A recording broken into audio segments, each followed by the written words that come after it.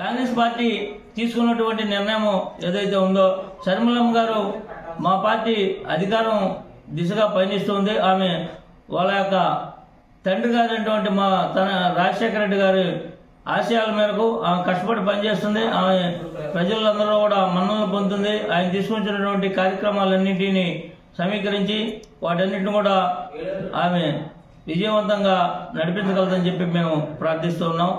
అదేవిధంగా తెలుగుదేశం ప్రభుత్వం ఈరోజు బాబు షూరిటీ భవిష్యత్తు గ్యారంటీ అని కొన్ని పథకాలు తీసుకొచ్చినటువంటి పరిస్థితి. గతంలో తీసుకొచ్చినటువంటి రుణమాఫీని కూడా పూర్తి చేయలేనటువంటి పరిస్థితి. అదే మరిగా మీరు చెప్పినటువంటి మేనిఫెస్టోలో ఉన్నటువంటి అన్ని కూడా మీరు పూర్తి చేయలేకపోయారు. అదేవిధంగా ఇప్పుడు ప్రస్తుతం అధికారంలో ఉన్నటువంటి పార్టీ నవరత్నాలు తీసుకొచ్చింది. ఈ నవరత్నాల వల్ల ప్రజలకు ఒరిగింది ఏమీ లేదు. నేను ఒకటి అడుగుతూ ఉన్నాను, ఈ ఆర్థిక సంస్కరణలో భాగంగా ఇవాళ నేను ఒకటి అడుగుతూ ఉన్నాను. మీరు తీసుకొచ్చినటువంటి తలసరి ఆదాయం ఏదైతే ఉందో ప్రతి ఒక్క వ్యక్తికి తలసరి ఆదాయం పెరిగింది. మా రాష్ట్రంలో గణనీయంగా పెరిగింది అని చెప్తున్నారు. గణనీయంగా తలసరి ఆదాయం పెరిగిందా లేకపోతే అప్పులు పెరిగాయని నేను ఈ సందర్భంగా అడుగుతున్నాను. అప్పులు చేసి డబ్బులు ఇచ్చి తలసరి ఆదాయం పెరిగిందని చెప్పడం చాలా సిగ్గుచేటు. ఎందుకంటే ఏదో ఒక ఇండస్ట్రీ ఏర్పాటు చేసి కానీ, వాళ్ళకి పని కల్పించి కానీ, వాళ్ళకి ఆదాయాన్ని పెంచి కానీ అప్పుడు తలసరి ఆదాయం పెరిగినట్టు నేను భావిస్తాను.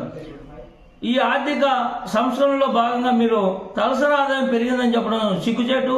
దీన్ని కాంగ్రెస్ పార్టీ పూర్తిగా వ్యతిరేకిస్తుందని చెప్పి సందర్భంగా తెలియజేస్తున్నాను. ఎందుకంటే రైతులందరూ కూడా 2 లక్షలు రుణమాఫీ చేయబోతూ ఉన్నాం. మహాలక్ష్మి పథకం కింద ప్రతి మహిళకు 2500 ఇవ్వబోతూ ఉన్నాం. ఉచితంగా బస్సులో మహిళలకు ఉచిత ప్రయాణ సౌకర్యం కల్పించబోతూ ఉన్నాం. 500 రూపాయలకి గ్యాస్ సిలిండర్ ఇవ్వబోతూ ఉన్నాం. వృద్ధాప్య పింఛన్ 4000 రూపాయలు చేయబోతున్నాం. ఇవన్నీ కూడా పేద ప్రజలు గమనిస్తూ ఉన్నారు. ఈ ప్రాంతంలో ఉన్నటువంటి ప్రజలందరూ కూడా కాంగ్రెస్ పార్టీ రావాలి అదే మాదిరిగా అని చెప్పి కోరుకుంటూ ఉన్నటువంటి పరిస్థితి. మార్పు కావాలి, కాంగ్రెస్ రావాలని మేము దాదాపుగా నెల రోజుల నుంచి ప్రతి గ్రామాన ప్రతి మండలం కూడా తిరుగుతూ ఉన్నటువంటి పరిస్థితి. కాంగ్రెస్ పార్టీ 2024 ఎన్నికల్లో విజయంతో ముగిస్తుందని చెప్పి ఈ సందర్భంగా తెలియజేస్తూ ఉన్నటువంటి పరిస్థితి. అదే మాదిరిగా వైఎస్ షర్మిల గారు మా పార్టీలోకి రావడం అభినందనీయం. ఆమె యొక్క సేవలు కాంగ్రెస్ పార్టీ పూర్తిగా తీసుకుంటుంది. ఆమె మా పార్టీ అధికారంలోకి వచ్చేదానికి కష్టపడి పనిచేస్తుందని చెప్పి ఈ సందర్భంగా నేను తెలియజేస్తూ జై హింద్, జై కాంగ్రెస్. పుట్టుకోపోతే అందరూ అన్నవరం రామచంద్రన్ అల్లాడినటువంటి పరిస్థితి. వాళ్ళందరూ చాలా ఇబ్బంది పడ్డారు. మంచినీళ్ళు కూడా లేనటువంటి పరిస్థితి.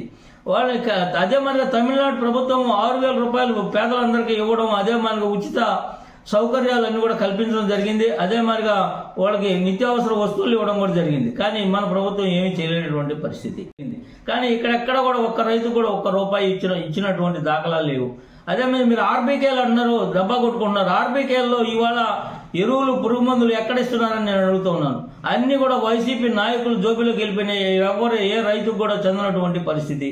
దీన్ని పూర్తిగా కాంగ్రెస్ పార్టీ వ్యతిరేకిస్తూ ఉన్నటువంటి ఇల్లికా కానివ్వండి, అదే మాదిరిగా క్వార్ట్ కానివ్వండి, పల్స్పర్ కానివ్వండి, గ్రావెల్ కానివ్వండి, మట్టితో సహా మీరు కోట్లాది రూపాయలు, లక్షల కోట్ల రూపాయలు దోపిడీ జరిగింది ఈ ప్రభుత్వం హయాంలో. 1,00,000 కోట్ల పైగా ఈ గూడూరు మరియు వెంకటగిరి నియోజకవర్గంలో 1,00,000 కోట్ల రూపాయలు అవినీతి దోసుకుపోయారు. అదే మాదిరిగా మీ ప్రాంతంలో ఉన్నటువంటి ఎమ్మెల్యేలు కానివ్వండి, మంత్రులు కానివ్వండి.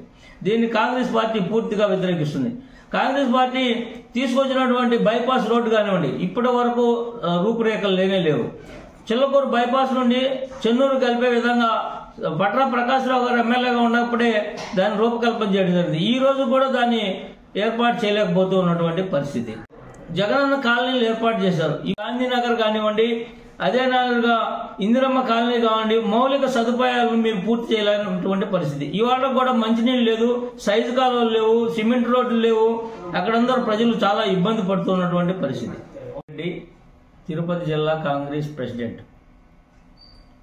ప్రత్యేక హోదా, ఆంధ్రుల హక్కు, ప్రత్యేక హోదా తీసుకుని వస్తాము, 20 మంది ఎంపీలను గెలిపిస్తే కాంగ్రెస్ పార్టీ ఇచ్చినటువంటి ప్రత్యేక హోదాను తీసుకురాలేకపోగా బీజేపీ కేంద్ర ప్రభుత్వానికి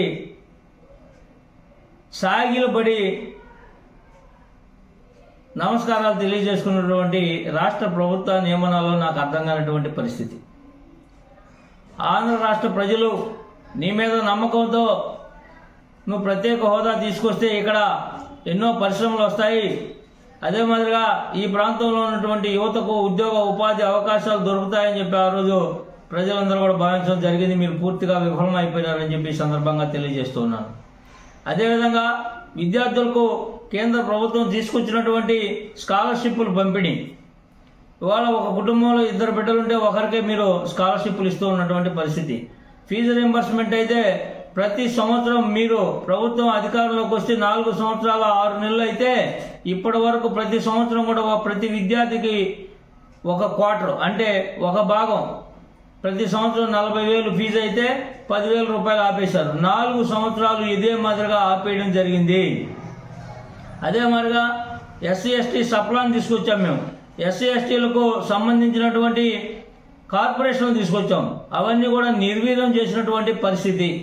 మీరు ప్రభుత్వంలోకి వచ్చి 4.5 సంవత్సరాలు అయినప్పటికీ ప్రజలకు ఏమీ మేలు జరగలేదని చెప్పి ఈ సందర్భంగా తెలియజేస్తున్నాను. అదే మాదిరిగా మహిళలు కానివ్వండి, విద్యార్థులు కానివ్వండి, రైతులు కానివ్వండి, అదే మాదిరిగా కర్షకులు కానివ్వండి, కార్మికులు కానివ్వండి, అందరి నోట్లో మట్టి కొట్టినటువంటి పరిస్థితి. ఈరోజు అంగన్వాడీ మహిళలు కానివ్వండి, అదే మాదిరిగా నిరుద్యోగులు కానివ్వండి, అదే మాదిరిగా ఉపాధ్యాయులు కానివ్వండి, అందరూ అన్ని వర్గాలు కూడా ఇబ్బంది పడుతూ ఉన్నటువంటి పరిస్థితి. వైసీపీ ప్రభుత్వంలో కానివ్వండి, బీజేపీ ప్రభుత్వంలో కానీ ప్రజలకు ఒరిగినటువంటి ఇదేమీ లేదు. అదేవిధంగా రోడ్డు రవాణా సౌకర్యాలు లేకుండా అభివృద్ధి అనేది కుంటుపడిపోతుందని చెప్పి ఈ సందర్భంగా తెలియజేస్తున్నాను. ఏ గ్రామానికి పోవాలన్నా, ఏ వీధికి పోవాలన్నా రోడ్లు ఈరోజు నడిచేటువంటి పరిస్థితి లేదు. ప్రజలందరూ కూడా చూస్తూ ఉన్నారు.